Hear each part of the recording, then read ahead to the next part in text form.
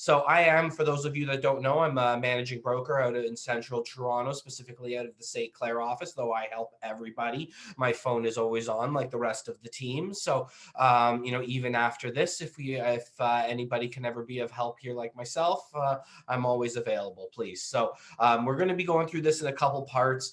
This is really a condo 101 sort of thing. We're going to be going through a lot of the basics, condo stuff, what makes it a condo, and a lot of that. And then after we go through that sort of basic rundown and education about some condo facts, we're going to take a little bit of look at what makes a condo offer different from a normal agreement of purchase and sale. And we are going to take a look at a Schedule B and run through some examples of things that may be put in a condo Schedule A as opposed to a freehold, okay, and that as well. I won't be going too deep into a lot of the standard stuff that's in the other agreement in purchase and sale because there is a 2-day workshop at the end of the month that's specifically on the freehold agreement of purchase and sale, and we're going to be digging a lot deeper into that fine print at that time. All right, so if there's no questions or anything else, I'm just going to start ripping and roaring, and please, if there's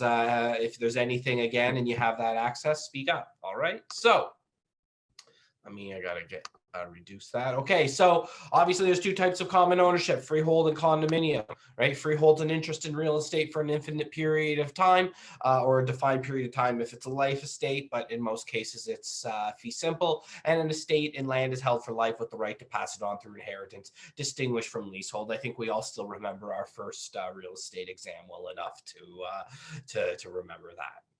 So with a condo, you're actually getting deeded the ownership of a specifically named unit. So you're getting your spot in the sky that you own, and then you have a percentage point of the common elements, so whether it be the hallways, the mutual lobby, the pool, the workout area, like you have a percentage of ownership for that. So when it comes to the chat, Sandra, if there's something immediately I need to address, let me know. Otherwise, I'm just going to keep going, and I will be taking breaks. And we can always address some questions in between segments of all of this. All right. Some people are wondering if you can make your screen full screen. So maybe close some of your toolbars and maximize the view of the slide on your screen, because with everything around it, it can make your slide look a little bit small on some screens. Well, let me try to present and let me see if it works. Okay.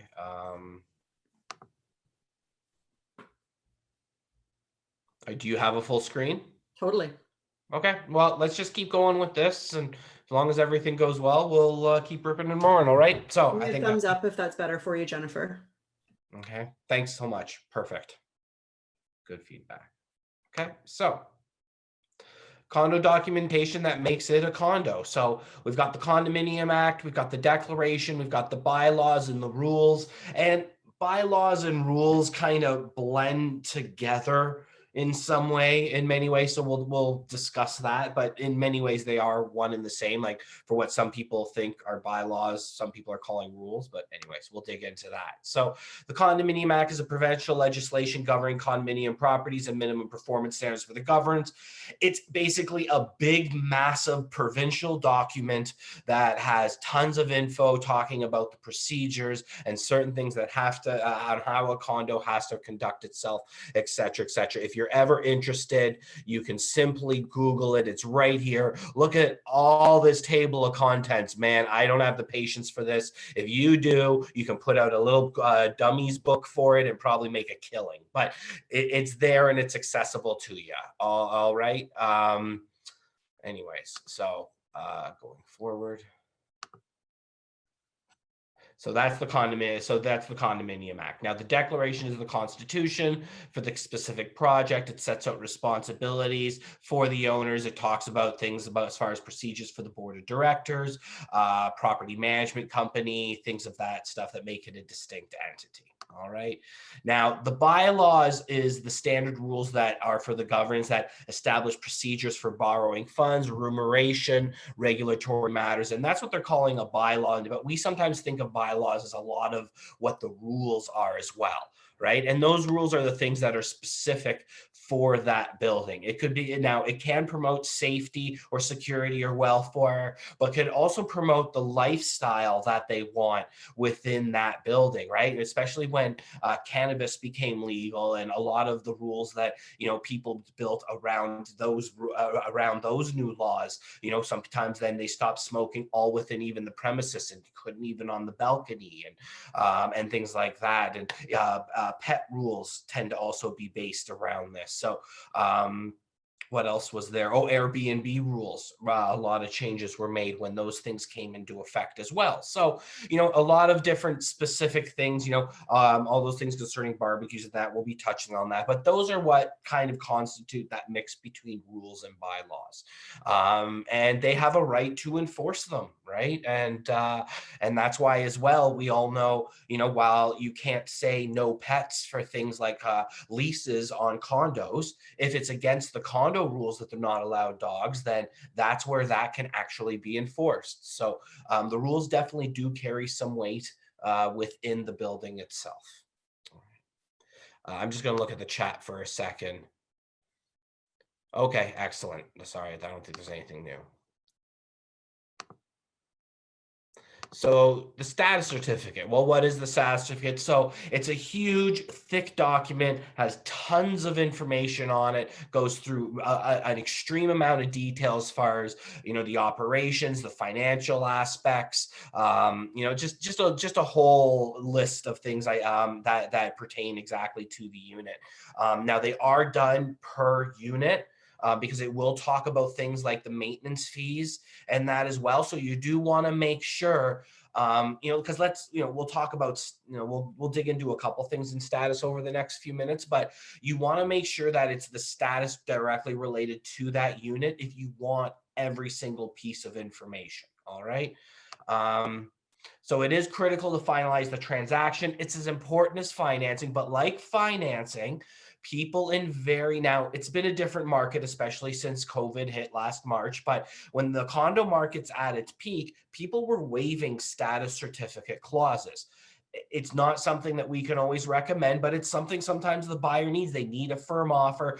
Maybe the listing agent wasn't very smart to not pre-order it. And when it's a hot market for condos and you're listing it, by the way, folks, get the status certificate, please. Okay, it's one of the most beneficial things that your sellers could have in their arsenal. So they take that, but if they don't have access to it and they've already lost offers and they want to be firm, it sometimes it's their decision, right? I don't condone it. But it's up to them if they end up having it. Right now, in this sort of market right now, especially in downtown Toronto, there's a little bit more inventory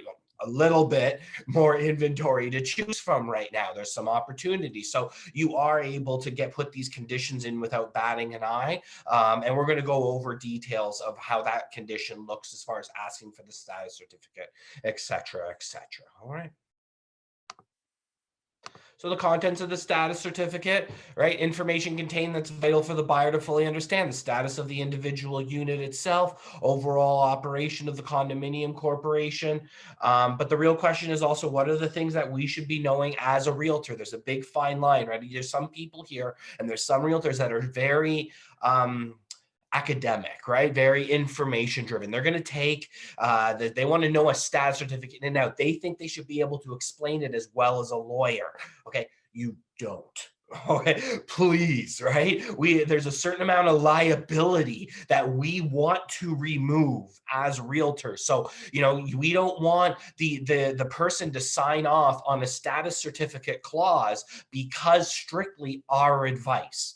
Right? Yes, there's things that we could check, right? Things like the reserve fund, et cetera, et cetera. But really what I want to do as a salesperson is I want to hand it to the lawyer. I want the lawyer to give their input because that's what they're being paid for. And then I want them to, and then we have a discussion of it afterwards and we decide how to proceed, right?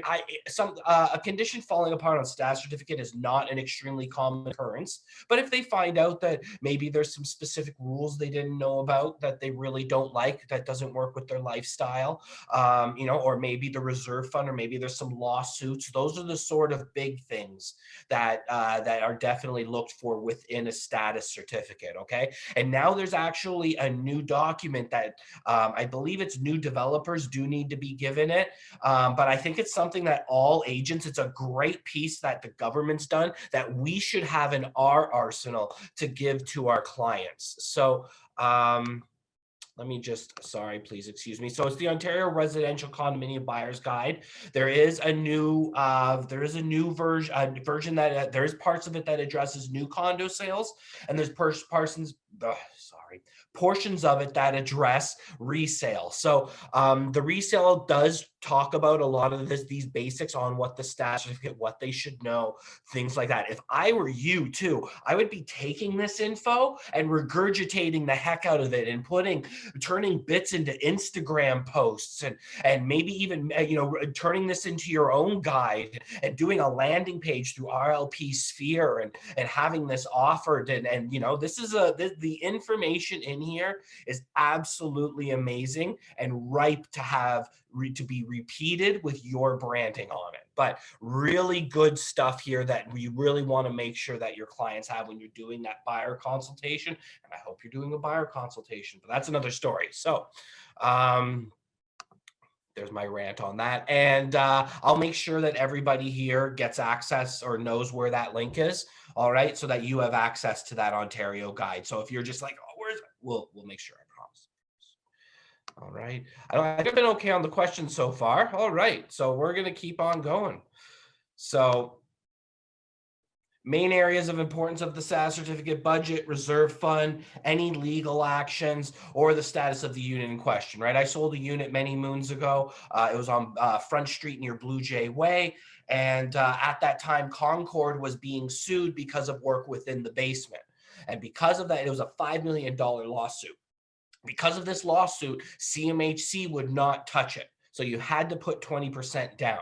Just so you know, this was like, it ended up turning being like $500,000. It was 1,100 square foot unit. It's like, oh man, if I bought that. Anyways, that's the problem of being a realtor. You always get the I should have bought that as you get into the industry. But anyways, so those are the sort of things you definitely want to make sure that there's nothing that's within that it's lawsuits that's going to be an issue, and et cetera, et cetera. And again, it does talk about the status of the unit in question. It addresses specific things about the unit, like confirming the maintenance fees. So that's why having one, sometimes people have waived conditions based on their neighbor has a status certificate they got last year, right? And they got it and they use that. So that's at their own peril, and you want to make sure you protect yourself with all the appropriate documentation. But that being said, it sometimes happens. So that's why they want one specifically for their unit to be ordered. All right. Maintenance fees, right? You want to know what's included. What's the in-unit? How have they got their utilities set up? Are there a bunch of extra charges? What extra little ifs, ands, and stars and little fees that have all been brought into this fun stuff, right? If this is an older building, and you're like, oh, it's $800, it's $900 a month maintenance fee. Well, sometimes, especially on these older buildings, hydro's been included in them. So if you're paying $800-900 a month, but it's a 1,200 square foot 3-bedroom unit, especially those ones like in the West Mall or those ones on Kenneth and Mississauga, right? You got these huge square footages, big maintenance fees, but it includes a lot, right? Some of them have additional charges because you have to use their internet, right? It's an additional $50 a month, but for $50 you get ridiculously blazing fast internet, maybe some basic cable packages that for extra money they can upgrade, right? So you always want to know where those extras come in. What is not included in the maintenance fee, right? Especially things like the party room, right? Every party room in every building has a different policy, right? I love the building. I have a unit downtown, right down at Yonge and the Esplanade. But in that building, for some reason, the party room, you've got to pay a ridiculous rental fee, and you have to rent security guards, X amount of people, and that. But then I know other buildings, I have friends that have units at like Spadina and Richmond, and I've sold units around there too, where you can rent the room and it's free, right? And there's absolutely nothing. You put a deposit down. So you really want to make sure you know what has extra charges associated with in the building and what's extra. And always remember too, and this is where that buyer consultation really comes in handy, is know the lifestyle that your buyer wants, right? Really look and see, do they want, because I'll give you an example. In our place, we've owned the unit for 10 years. I have never once swam in that pool. And my maintenance fees definitely are affected by that amount of water. Okay. So, like I use, so you've got to make sure what do they want to use? Where does this all fit in? So, they are actually getting the best bang for their buck when it comes to maintenance fees, right? Because maintenance fees are not covered. Like if you buy a new unit, maintenance fees are usually guaranteed for that first year. But after that, it's a wild west. It's all a matter of how the unit is run, right? So maintenance fees don't have regulation. So you really want to make sure that the elements are there so that it stays as reasonable as possible for your client. All right. That was quite a rant. That's cool. Everybody's on that. Okay. Yeah. Cool. Okay. Awesome. Maintenance fee payment, right? You pay your monthly amount, cover their portion of operating expenses with common elements. Yeah, no crap. Okay, I need to change this slide. So that's fine. A portion of the fees contribute to the reserve fund, and they ensure sufficient funds are repayable for major repairs or replacement life of the building. I think it digs into that more after. And then the other thing to keep in mind is there's sometimes you have to see what is affecting the maintenance fees. I'll give you an example. With some buildings, the maintenance fee changes if you have a bigger balcony. Right. I know ones at Lakeshore and Parklawn where you have the exact same units, but one of them has a wraparound balcony because it's a corner unit. So that one tends to have a little bit higher of a maintenance fee. You look at like the Robert Watson lofts and Roncesvalles, any of these loft conversions that have a lot of uniqueness to them. Sometimes they have massive balconies in some of these very unique units. They're one-offs. So in those sort of situations, there's sometimes adjustments.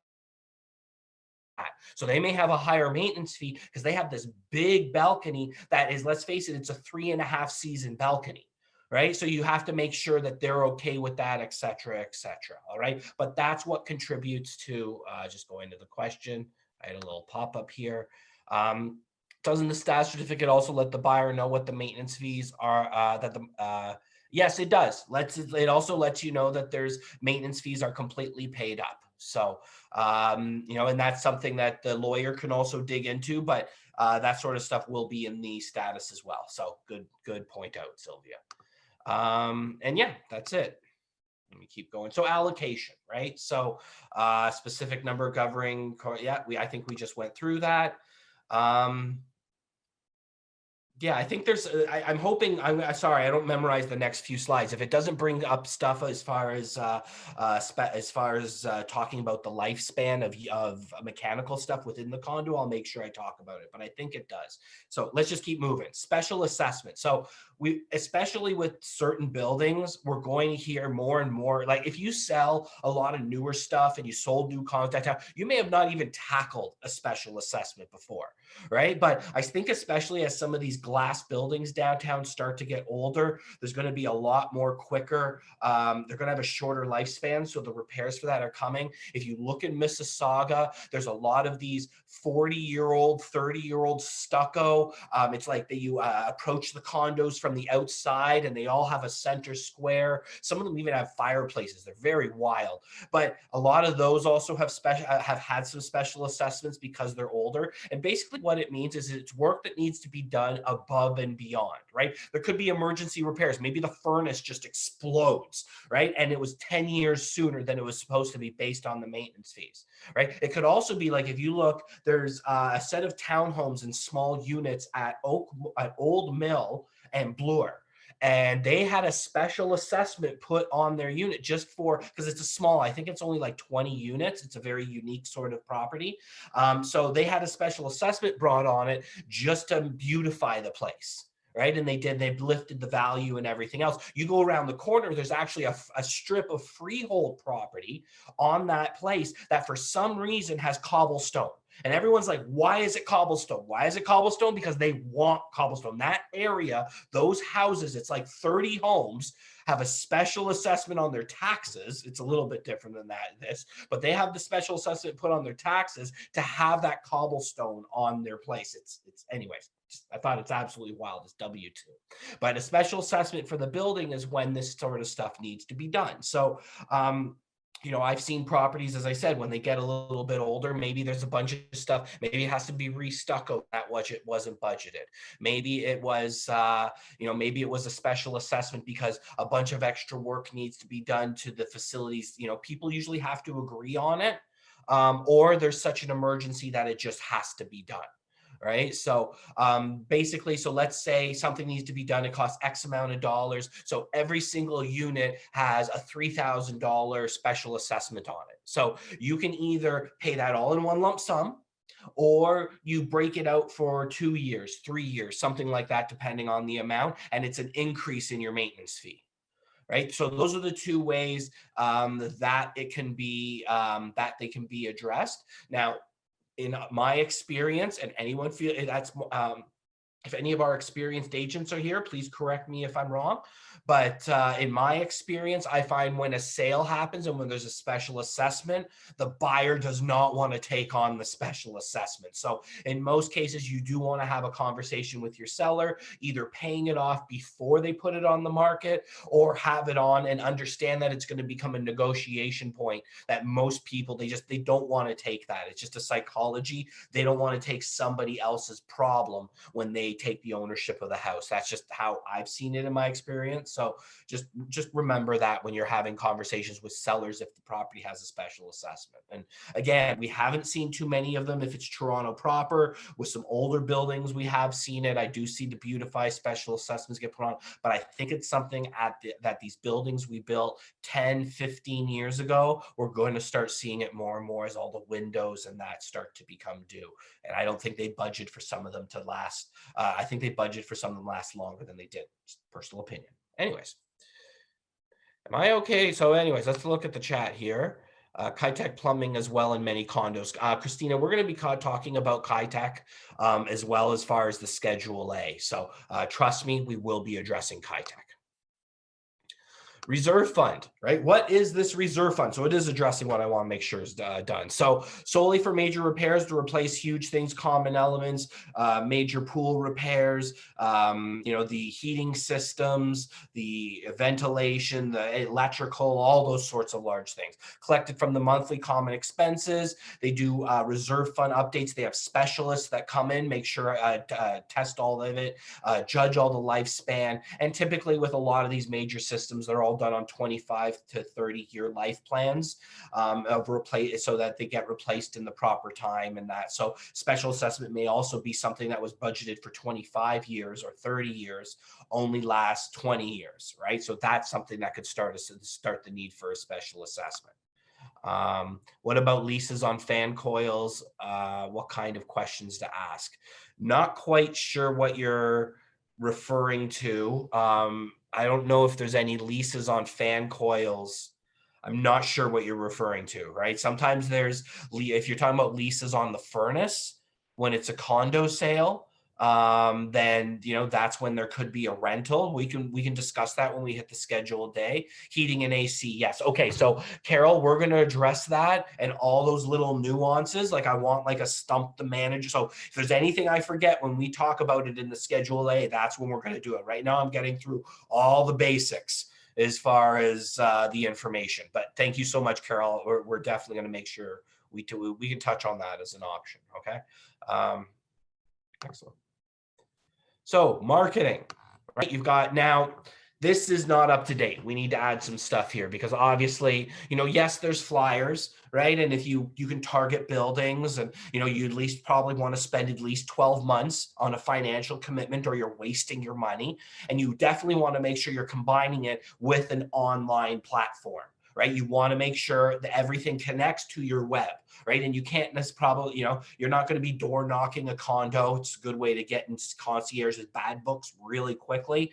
You know, so you want to make sure you have a really strategic plan to penetrate the building if that's what you're doing. If you're saying, I'm going to have the biggest market share in this building, there needs to be a strategy that interconnects. So yes, there can have flyers, but have it point to, you know, your extra websites, have it point to an offering, a condo guide, you know, you know, if you rebrand the condo guide and do a proper one, if there's all these different things that, you know, you could offer, but, you know, have the flyer point to something else because you want to capture that information, have them in your CRM, and then implement your follow-up plans, right? That's the whole point. So, when it comes to signage, with most buildings, there's no point, right? Especially once you're high enough. And if they even can, most of them you're not allowed. And then if you're lucky with some townhomes, you can put them in front, or you can put the sign, like when you drive outside a townhome complex, you see like 5 signs. That's because they're not allowed to do it inside the complex, but they can have a sign outside. So if you're allowed to use signage, of course, use it. But if you can't, and in many cases, you're not going to be able to, okay? Relationships, we all know relationships. It's the freaking business we're in, folks. So, you know, that includes the property manager and that includes the security guard. So bring them a coffee, say hello. You never know when you're going to get a lead. You never know when they're going to talk. And especially if you're looking to like be a part of that building, right? You want to know people, the management and the security by a first name basis. If somebody talks about, oh, there's a renter and they're moving, maybe you can get in contact with the owner because of a connection through there, right? So it's all about relationships. If we know what we're in this business for. Anyway, so open houses, when we're able to do them again, and if you even want to do them, just remember that different buildings have different restrictions, right? Sometimes you can't, sometimes you can do it, but you can't have signs. Sometimes you can do it, but you have to be at the bottom of the building and bring each person up individually, yada, yada, yada. Everybody has their own restrictions. That's why when you first get the listing or you first think you're getting it, if you don't know those rules already, go see management, go talk to security with that Tim Hortons and get that information, find out what the rules are, and try to abide by them, please. You know, it's good. So, but then if you want to do obviously things like virtual open houses and that, are perfectly fine right now. And I think they're going to be encouraged. I think doing a virtual open house well should be in your prospecting strategy. So if you get a condo listing, make the most of it. What else was there worth saying with open houses? Oh yeah, and if you're on the buying side, please make sure right now with condos and that you're double checking with the building and that, so that you can make sure, double check with the building to make sure that you can actually have showings right now, because some buildings are shutting down and saying no showings while we're in lockdown. So that's it. I think someone's raised their hand in order to get some access, panelist. So as far as buying options, there's 3 ways to do it, right? New construction, assignment of agreement of purchase sale, and a resale, okay? Good part with new construction is we now have a kick-ass course. Well, I'm hoping it is. I'm going to be seeing it next week, but I am going to say he's a really cool dude. So it looks like a really great course on pre-construction next week. So I really encourage everybody to take a peek at that. And that does dig deeper into new construction. I think there's a couple things I'll be mentioning on that today. Oh yeah, there we go, right? I'm not going to go too into this because I have a feeling this is going to be redundant to the course next week. So please take the course next week. Assignments. Now, assignments is selling that pre-construction piece of paper. Now, thankfully, we do have a dynamic agent that digs into those deeper, because that is a separate beast, right? It's its own paperwork, its own offer. There's a little bit more math involved. Your Schedule A definitely has to be well constructed. So I definitely suggest everyone when the assignment course is being offered, that you also sign up to that. That's a really important one. And listen, we don't know, you know, as these new constructions come out towards this year, next year, maybe people are going to start panicking. We may have upticks in assignment opportunities. So please make sure you understand how to do the deal of that selling of a contract. Okay. So I won't dig too deeply into this, but you obviously want to make sure it's actually allowed, because some condos or the developer, they didn't negotiate that within their deal. And you want to make sure that the clients understand the difference, especially on the buying side, right? Because they're not financing it right away, right? If the assignor who's selling the contract is making $200,000 off this, or let's say $150,000, the assignee has to have that money right away unless it's negotiated right away. So, oh, that's excellent. The assignment course is January 26th. Sign up for that. Amazing. That's really that's certain things that you want to keep in mind when you're having those initial conversation with someone who might want to buy an assignment. They need to have, whether it be a line of credit, a good surplus of cash, in order to pay that profit right away. Or you need to be able to negotiate it within the deal that they don't get that right away. And most assignors, most people doing assignment sales, they want their money, right? That's why they're selling it. They want the cash. They want to move to the next project. And that's all I'm going to say about assignments right now. We'll probably change that in the future. So resale, right? Agreement to purchase sale for condos and freehold properties have a number of differences between them. We are going to be reviewing that in a couple of minutes. Staff certificate is obtained, right? It has the bylaws, everything else. We went through that at nauseum. Any questions? No? We cool. Excellent. But the Schedule A must have certain things in it that are special for that condo sale. And those are the sort of things, again, I'm not going to review every single aspect. The Schedule A we're going to look at. It's not going to have balance of purchase price and things like that. It's going to be condo specific things. When you want to talk about everything else, that's what the 2-day workshop that's coming up at the end of the month is for. All right. So we are going to go through what some of those differences are. All right. Buyer beware, right? Well, the condo corp allow stuff. Again, you want to make sure that it fits their lifestyle. I had an agent, okay, when I actually in one of my previous positions, and they went and they did a condo deal. Okay. Now the condo, they did the deal. It firmed up. Everything seemed fine. This person had 2 dogs. When they went and they showed up and they saw dogs all in the hallway, people going out and walking their dogs, they're like, oh, excellent. There's dogs. We're allowed dogs. No problem. They do the deal. And then they find out after closing that they're only allowed 1 dog, even though they have 2 little dogs. Okay, wonder how happy your client's going to be when they find out that they're probably going to have to decide which one of their dogs they want to get rid of. All right. So please make sure that it fits what they want, right? Some balconies do allow barbecues, some don't, especially if it's those stacked townhomes. There tends to be enough clearance. If it's a normal condo building, most of them do not. Can you use your balcony as storage? That's another big one, right? Sometimes you can, have a really neat, especially one of those like Fisher Price looking storage unit things. And a lot of people can do that on some buildings. Some buildings you can't. You have to keep it pretty, right? Even things like Christmas lights and things like that. There's always different rules, window covering restrictions, all of that. Parking, right? At my building, I can't even look like I loved riding my bike through downtown Toronto and zooming around and all that. But, why can't I have my bicycle in my parking spot? Well, it was a specific rule, right? But there's plenty of them where you could even have an electric bike if you have a small car, it's a long spot. So you really want to make sure, and those are the sort of lifestyle choices that you want to double check. Go see the spot.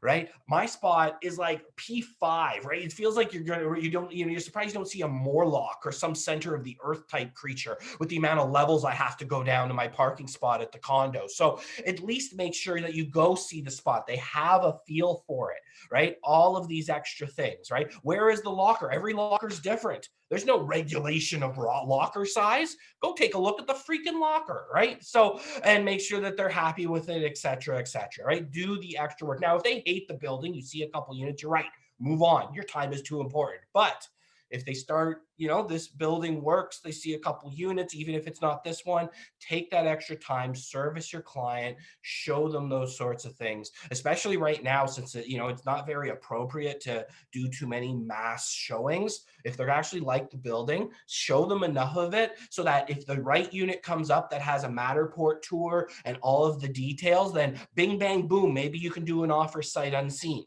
Right. So keep that in mind, make sure that they get a feel for the condo's nuances when you're actually going to invest to go see that unit. Okay. In that building. All right. So inspect, I just went through all of this. That's basically my last rant. So there is no homework. I'm going to be turning this into a smart checklist. Now, it's not really smart right now to just go see buildings, but if you don't, but once we're allowed and once things open up a bit more, if there's an area and there's buildings that you need to get a feel for, take that time. And you can say this for houses as well, right? Market research, we have to know our product as realtors. So book the time, go see those buildings, be able to talk about them, right? Whether it's at a Zoom cocktail hour or we're actually able to go to a bar and socialize in that, it's going to be how we speak about this product that gets us those extra people in our CRM and on our Facebook feeds, and they start to see us as an influencer. So just make sure you're doing that research, have those talking points, etc., etc. All right. Any questions, folks? That's kind of section number one. How long did that take? How did I do? Woo, 37 minutes. That is a record. Okay, so what I can do is I can take, like, if people need 60 seconds, 120 seconds. So good so far. Thanks. Alessandro's here. Awesome. It's so good to see you, buddy. That's great. So listen, if you want to take a minute, let's just, you know what? I am going to do that. Let's take 2 minutes now, just because if I go longer on the next part, that's fine. And then we're just probably going to take another 45 minutes, half an hour, and go through the offer and go through the Schedule A and talk about scenarios. So we're going to give it 2 minutes. What do I got here right now? Let me exit. So I got 137 on my computer. So at 140, we're back in action. If you got to do something quick, go and do it. I'll see you in 2 minutes.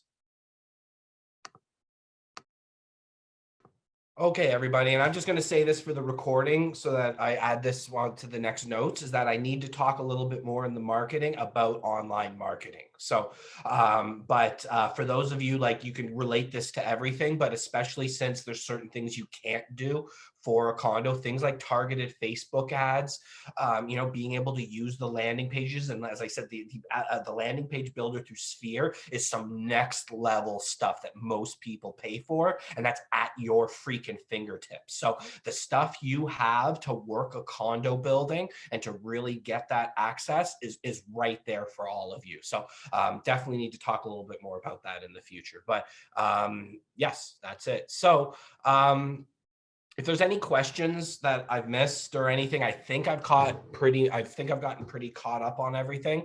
But what we're going to do now is talk about the differences of a condo agreement of purchase and sale in comparison to a freehold. And then we're going to talk about some of the specific stuff in the Schedule A and make sure we answer any questions you have. And please, like, bring it on, right? I love this stuff. So, okay, when we take a look at the deal, right, you've got buyers, sellers, you're putting in the full, obviously full name. Now, you're putting in whether it's an apartment suite unit, unless it's a townhouse to an apartment. I don't really know. And please, Sandra, chime in if you know, but like, I don't think you can ever get in trouble in doing apartment over unit. Right. I like the word unit or suite. It sounds good. Right. But obviously, if it's a townhouse, that's in its own specific category. But the other ones, I don't think it matters. You put the number, it's located, address, that's fine. You will notice you don't need to put the legal description. Right. But that doesn't mean you don't need to check the legal description. Why? I'll tell you, because if the parking space or the locker is owned, then it has its own legal description. Right. So you at least want to make sure if there's an owned parking spot and an owned locker, then there should be at least 3 descriptions when you do a search in public records, Geo Warehouse, et cetera, et cetera. All right. So just make sure, but you're not putting that. What are you putting? You always put it in the Schedule A. Carol, that's great. That's also an option and a great idea. Right. There's a few different ways to address it. So, but that's definitely an effective one.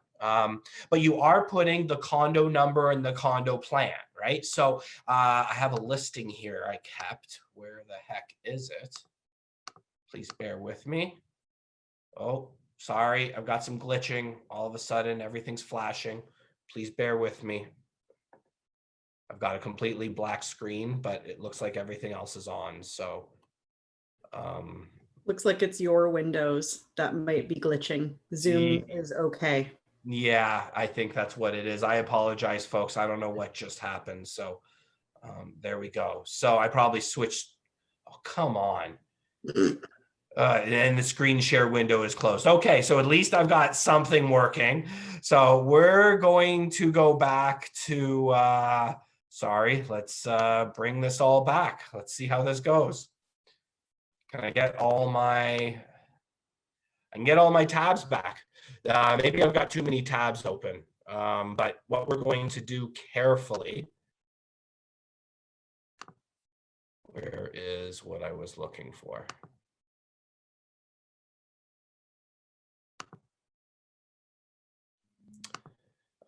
My apologies, folks. Yeah, so it kicked me off. So I need a picture for of a listing for next time. But what we'll do is I'll do it at the end. But when you look on a condo listing, my apologies.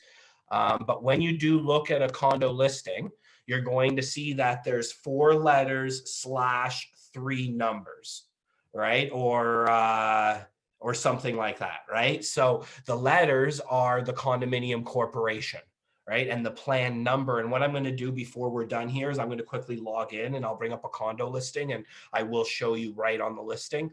Or if you have a quick second, Sandra, if you could just email me any condo listing, then I could at least just bring it up and save them the time. Yeah, But we'll I'll pull one up. Are you able to reshare your screen now? Oh, am I not sharing at the moment? Oh, No. then let me fix that. Thank you for letting me know.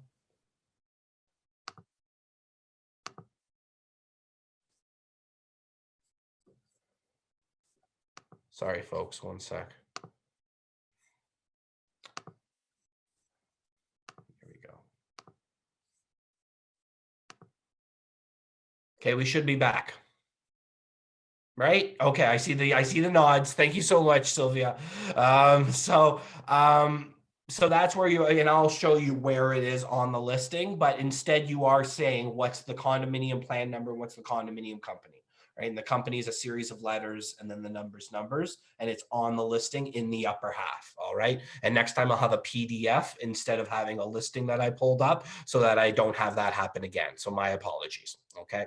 So here's a spot where you can talk about the parking spaces, right? Whether they're, it says owned exclusive together with the lockers. If there's none, this is also where you can point it out. But this is where you can actually put that info and where they are and what the spot is and everything else. So this is where, and sometimes people don't put the spot in the listing. So please double check, and it's a good time to call and ask at that point. All right. Purchase price, deposit are all the same. So are the schedules, the irrevocable. This is all similar, right? As far as your shadows are concerned, everything else on the deal, this is just like any other freehold property, okay? Your fixtures, your rental items. Now, the thing to keep in mind is it's easy to miss because, you know, people ask about things like what's the rental items, that I feel like they're a little more stringent with freehold. But I think Carol was alluding to this, and this is completely right, is sometimes with these townhouses and maybe even certain, they have their own heating system. They might have their own air conditioning unit, their own furnace unit that you actually own, right? Or you're forced to rent it. Everybody had it, and there's an included rental fee in that. So please double check, depending on, you know, look around, see what those things are, or if there's anything in there that may raise some eyebrows, and make sure it's included in the deal. This can go into the Schedule A, or this could as well, but you could also easily point out, are there any rental items within the rental section? All right. Nathan, you are glitching out a little bit. I'm sure everybody's experiencing some detachment in your audio. It's good, like it's understandable. We're just working really hard to try and understand you through all of this. So take some breathers in between sentences so your internet can catch up with how fast you are. Sorry, folks. And You. probably missed it over in the Q&A, but Jing is asking, hi, Daisy, nice to see you. Daisy, Jing is asking what the difference between exclusive versus owned is. So owned means, exclusive means it is tied to the unit. Good question. Exclusive means it's tied to the unit. So you don't technically have to sell it, it actually owned means you can sell it. Now that doesn't, a lot of these buildings now, especially downtown, put restrictions like you can only to sell it to someone within the building, like they have to own a unit in order to buy a unit. Right? But there are some where I think you can still purchase, branded unit in a building, but they have the parking spot, right? If they, if parking downtown Toronto to 250, 300 a month, maybe sometimes that's what they do. So that's the big difference. So if it's exclusive, it won't have its own legal description, right? Because it can't be sold and it's tied to the unit. If you own it, then, within the restrictions of the condo rules, you're allowed to sell your condo. Okay, just going to take a look at the chat. Sorry about the voice cracking. Hopefully it's slowly getting better. Also, if you have a mortgage, you need permission. That's actually a good point, April, too. So if you have a mortgage, you need permission to sell a parking spot. Excellent. Sorry. So this is where you can also point out any restrictions or any ownership or just clarify the parking and locker section if there's any additional fees that are associated with that, et cetera, et cetera. The reason you need permission from the mortgage side is because they need to, is because they actually, it actually changes the value of the unit, right, is what I would imagine. Right? Because so they probably want to make sure you're not giving it away, right? But if you're selling it for more than, a good amount, like if it's tied and it reflects it, then that's what, then I presume they wouldn't have an issue, because sales of parking spots happen quite often. It's not an uncommon thing. But I could see them wanting to know that the value is being adjusted, or maybe you've got to make some adjustment with, it also depends on how big your debt is, right? If you're your maximum leverage, then you probably wouldn't want to get into a negative leverage situation, right? So anyways, hopefully I'm not cracking too much anymore. HST, obviously on resale, it is included in the purchase price. Title search, Damien, this is all standard, right? This is all typical until you get to number 13. Seller representative warrants that there's no special assessments on the condo corp and there's no legal actions pending or being contemplated. So if they've gotten some notice, but for some reason, even it's not in the status certificate or that, they have to disclose. All right. If it's proven that they did know and didn't say, we can all imagine the hot water that they're in, right? So a lot of this is still similar until you get to 15. Now, 15 is where the seller represents and warrants that there's been no talk about an increase in the maintenance fees, and there's no meeting that's been called to have that discussion. If it is, you have to disclose it. That's what Schedule A's are for, right? And if the maintenance fee is going to go up, like right now it's X, and in 3 months it's going to be Y, then put that into the Schedule A. Very, very simple to do. That's one of those custom situations. And, I don't really have anything pre-written on this, but this is where you reach out to your manager to get something in when you're approaching that very specific instance. Okay. So we keep going. So inspection, and I've got this in the Schedule A as well. So I'm going to use this opportunity to talk about this now. So this is the exact same as a freehold, right? It says that you had a chance to go through the property and you recognize that you had the opportunity to add a home inspection clause to your deal. And that's the gold question, right? Do you put a home inspection into your condo deal? And I'd have to say 9 times out of 10, the answer is no, right? A lot of people don't, but it's also not necessarily our decision to make. So are there benefits? Well, if it's an older condo, sometimes they find things smaller with the electrical and that are worth doing. They can do some extra checking for Chi-Tech, which is a possibility if the building was built within that 1995, 2010 sort of thing, sort of range, then it might be something worth considering. But in a lot of newer buildings, a lot of places, they don't always bring value. And you want to also make sure that the smart home inspectors have 2 prices, right? One for condos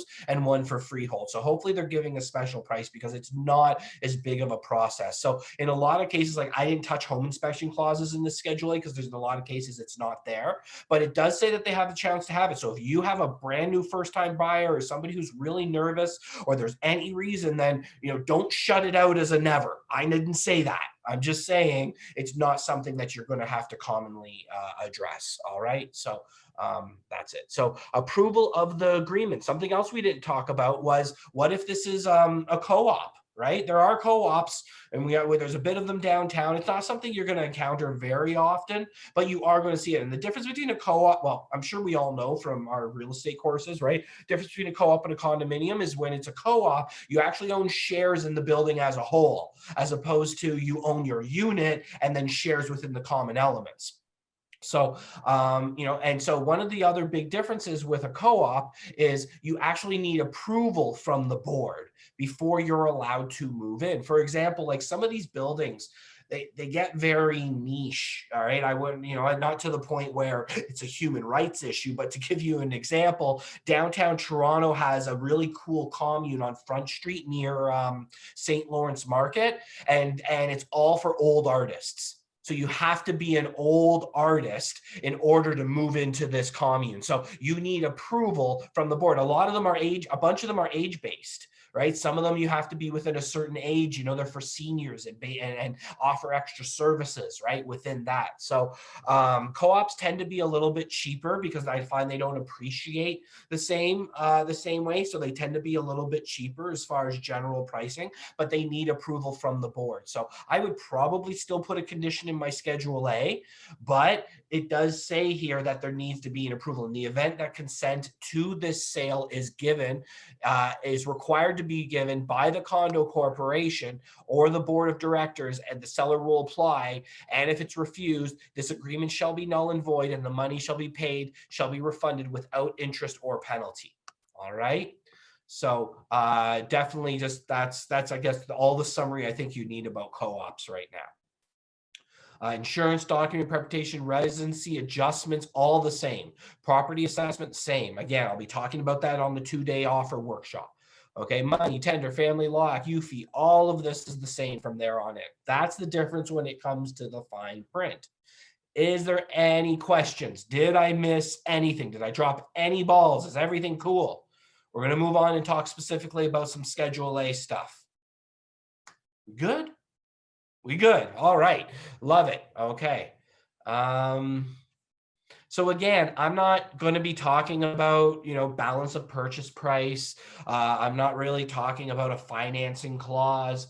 I'm going to bring up specific things to the condo that could come up. And then if there's something that I forgot, I don't have anything in here concerning the rentals, but that's a really good idea. I think it was April that brought that up. So, that's something that I'll probably add to the Schedule A going forward. And I can make sure everybody, if you want I think everything from here is just in like the standard clause book that we have available when you do the searches on Transaction Desk. At least for leasing equipment and stuff, maybe I could put something special in here because that does happen. But that is something that also needs to be addressed in freehold. I have addressed that on the freehold side in the Schedule A's, but I don't think I put it in here. But you're right, with townhomes and that, it comes up. So we'll look at it. Anyways, we'll make sure we talk all about it. So let me just, if you don't mind, I just need to switch papers.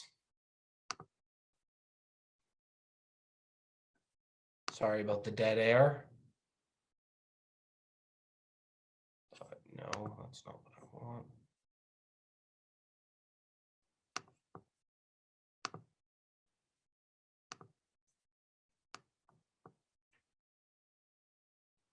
Here we go.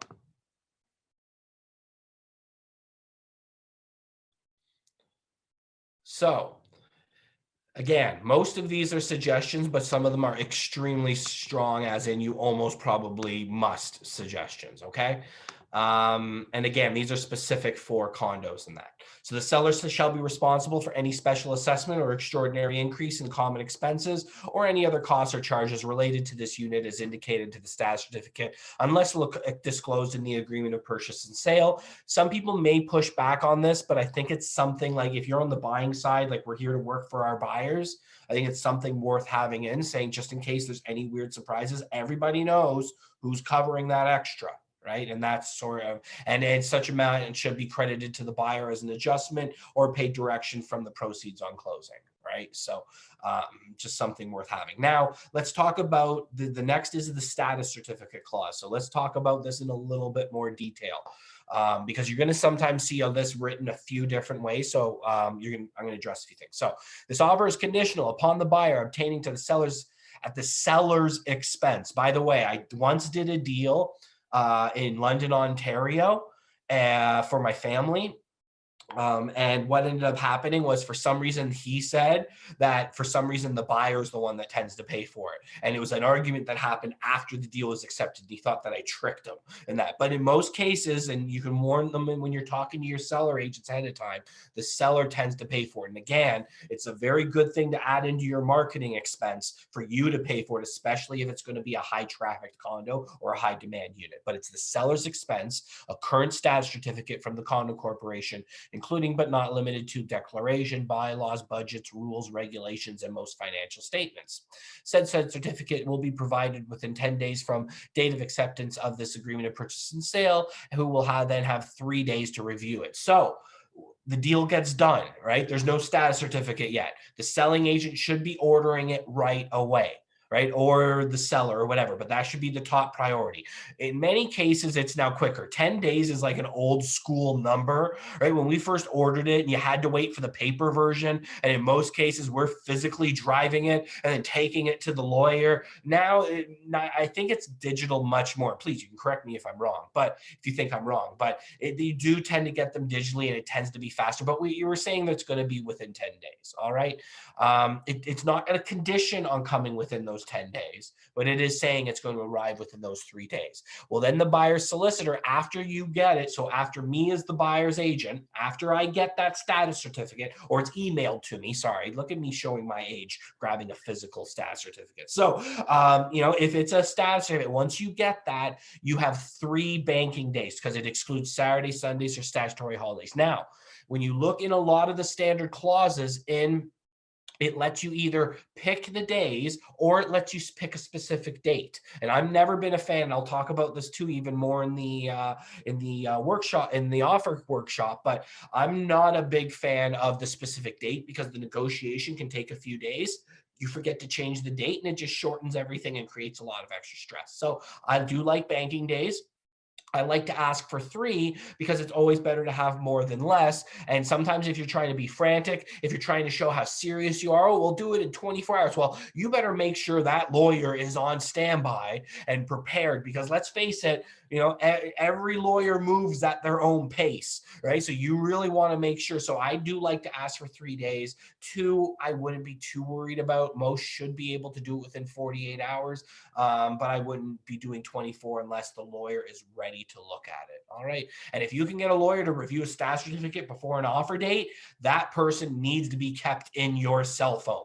That is a really good lawyer you need on standby, right? Everyone should have, we all need several, we all have our in-house lawyer, the great person, and, they do our class for it. That's perfect. And, but you always need to make sure you have that lawyer that is really quick with the status or the status turn. Anyways. Okay. So sorry, continuing on with that. So again, I like to say excluding holidays, Saturdays, and Sundays, or from receipt of the document for review. If the buyer does not receive the status certificate within 10 days, so it is done that way, or is not satisfied in the sole discretion or terms within, then this offer shall become null and void and the deposit shall be returned. This condition is included for the benefit of the buyer, may be waived at the sole option. Be aware the condominium has 10 days after receipt request to proceed to deliver noted above. So if I were changing this, I would probably say if the buyer does not receive,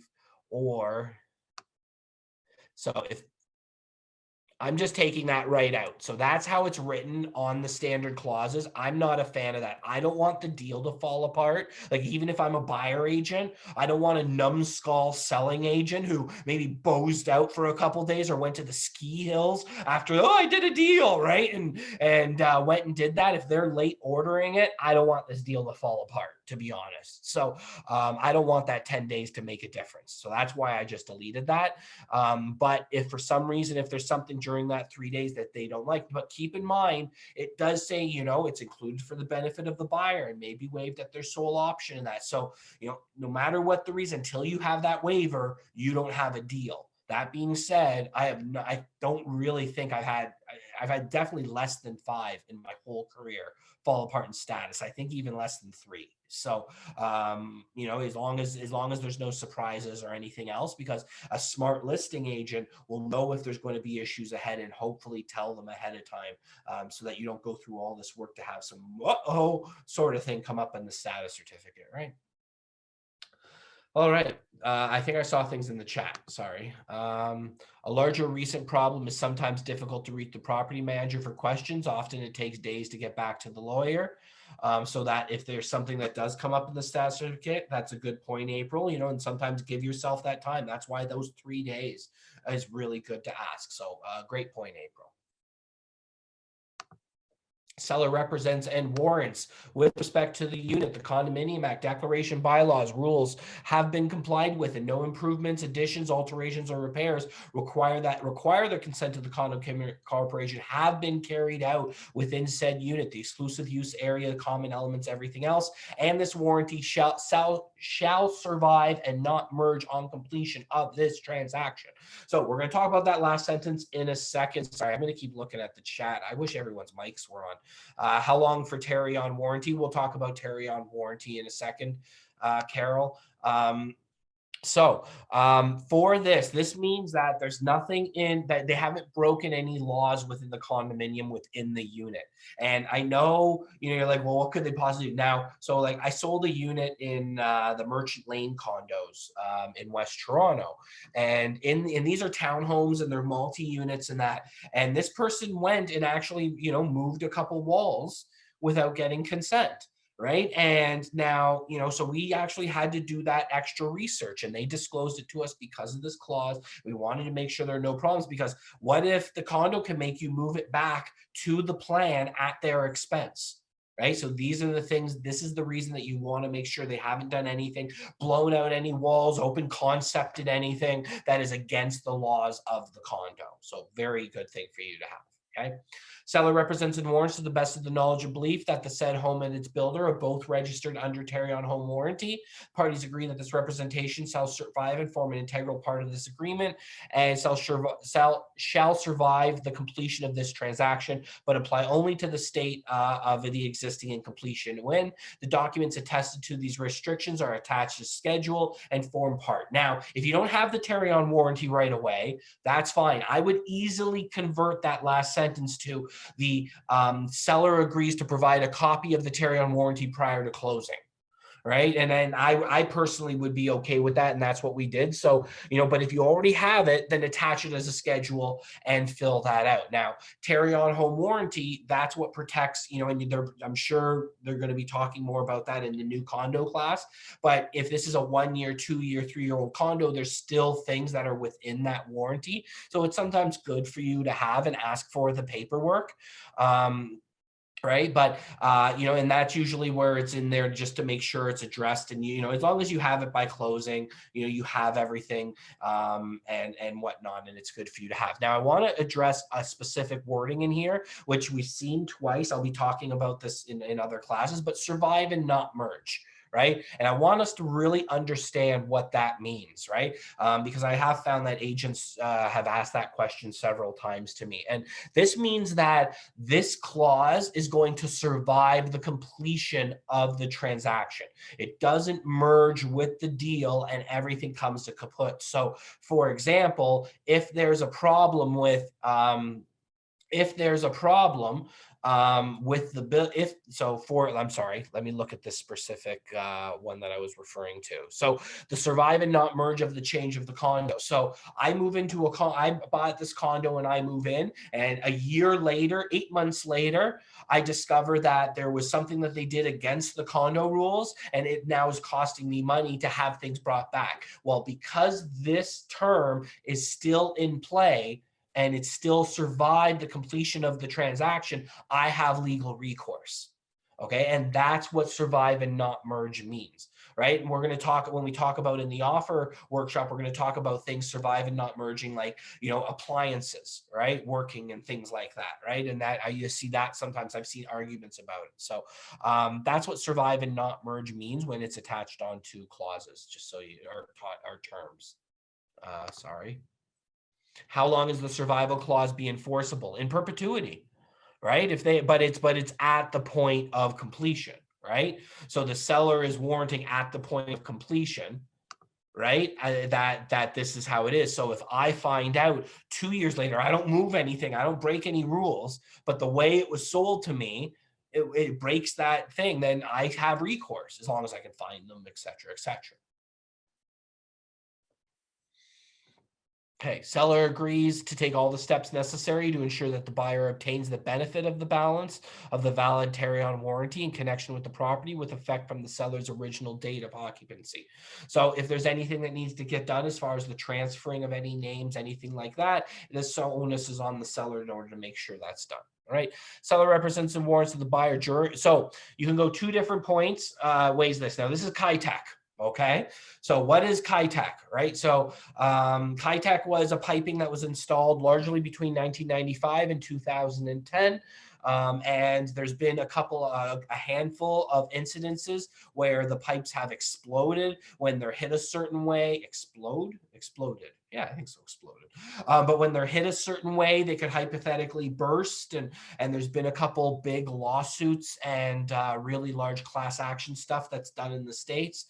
There's a lot of times where it's not done. I've sold, like, for example, I know the Mystic Lofts, like a lot of the stuff, some of the lofts at Royal York and Queensway, they all had Kitech plumbing, and I know people that haven't done anything, and I sold them the unit like 7 years ago, and they still are enjoying it. But you want to know, because sometimes certain insurances won't cover it anymore. It's something also, like, because it's something that now has that stigma. If it's in there, you need to say, or you don't want to say, and if you're representing the buyer, you want to make sure it's at least mentioned. So there's one in here saying that it's not there, and there's one here saying that it's there. Right? The seller represents and warrants to the buyer that during the time the seller has owned the property, the seller has not installed any building on the property, Kitech plumbing, any fittings for Kitech, et cetera, right? And that's saying that's not there. But if it is there, then the buyer is acknowledging that the property and buildings have Kitech, right? Sometimes that's what the special assessment is, by the way. Some buildings are doing special assessments on buildings to get Kitech, to remove the Kitech from the entirety of a building. When my client priced it out, they were removing it under 3 sinks, 2 toilets. Yes, and I believe it came to between walls and patching and that, it was like 6 or 7 grand. And I've heard that number float around. Somebody please correct me, but if you've heard another number, but I've heard 6 and 7 grand a lot within that range of what it takes to remove Kitech and that. So it's easy something to factor. So, and again, the clients that I know, I'm still talk to them a lot. They're great people, but I talk to them a fair bit in that too, and they never bothered to do anything with it, and they're still enjoying the unit, so living in it themselves. But you do want to check to make sure if it's something you want to do. Okay. Can you identify by just seeing it? Okay. So in a lot of the presentations I've heard about this, Saeed, by the way, Saeed, great question. And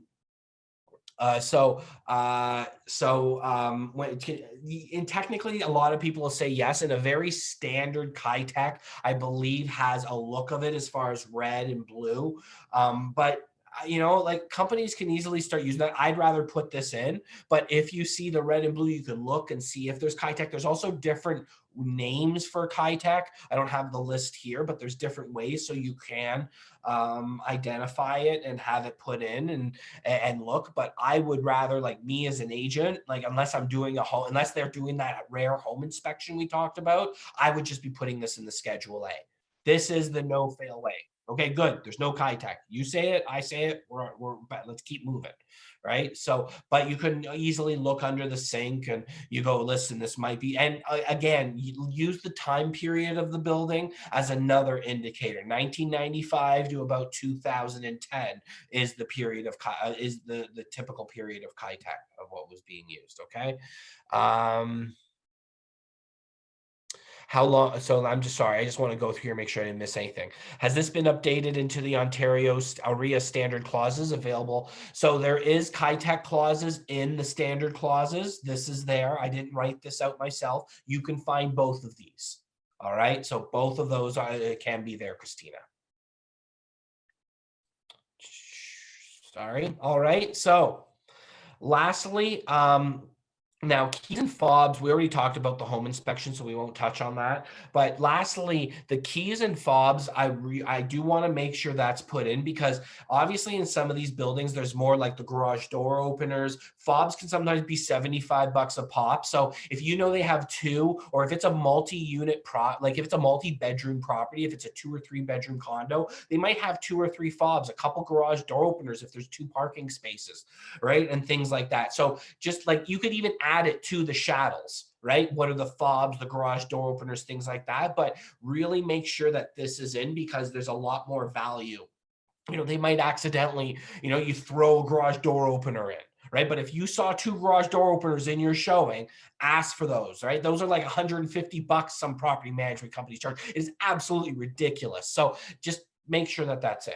All right. And then again, too, please, we didn't really talk, it isn't in here, but it is true. If there's a rental, you need to put something in your Schedule A, and that I will update that and put that in. But you need to have something in there addressing the rental, right? Just say, even all parties agree, acknowledge that there's a furnace on the property that is currently being released at X amount, right? Or if they're being forced to buy it out, if the buyers are negotiating the sellers buy out any of these leases or that, make sure that's in your Schedule A as well. We're going to be talking about rentals and things like that more also in the offer workshop. All right.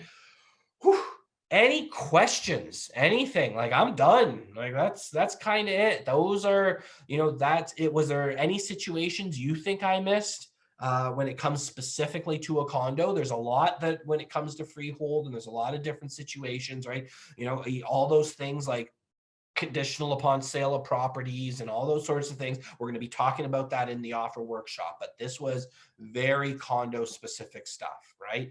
The last thing too is I would just keep in mind when it comes to closing and things like that, make sure they've booked the condos, right? Make sure, or booked the elevators, my apologies, right? Sometimes they got to make sure they line it up with their movers. You don't want them booking their moving trucks and it shows up and they don't have access to the elevators, right? It could be a horror show. So just make sure you've done that now. Did you suggest a solution for a lease of HVAC systems? Well, it's just there. So if they're leasing the HVAC system, then they're just acknowledging, they're going to be acknowledging to take over that lease, right? So I will go through that more in the offer workshop at the end of the month. I should have something in here in the future. I'll have something in, because you're right, with especially townhouses, they do tend to have more, they're more and more, you're seeing whether it be the heating system or something else is tied into a monthly expense, and they're forced to lease it right from the builder. So it's not like they just did it specific to that unit, but the whole building has to pay that fee. So there should be something in there to address it. I don't have it right in here. I think there's something in the standard clauses, because I do have that addressed in the offer workshop. So we'll talk about it. It's not quantum physics, by the way, right? So you're going to get a copy of the lease agreement. You can even attach it as a schedule if you want, and everybody's acknowledging, what the monthly fee is and that the buyer's taking it in. So, I could write something with my eyes closed if need be. So, like if you talk to your manager, something can get whipped up in a snap. There is a leasing specific webinar session that's actually being done by Sam Hassan out of Oakville. Awesome dude. Okay.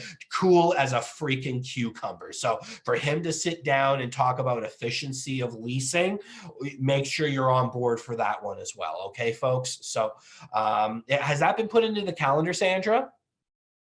She's looking it up. If there's any other questions, please, that's now's do it. I got it done in less than an hour and a half. So that's specifically, again, for condos. We're just good. We're just waiting for a sec.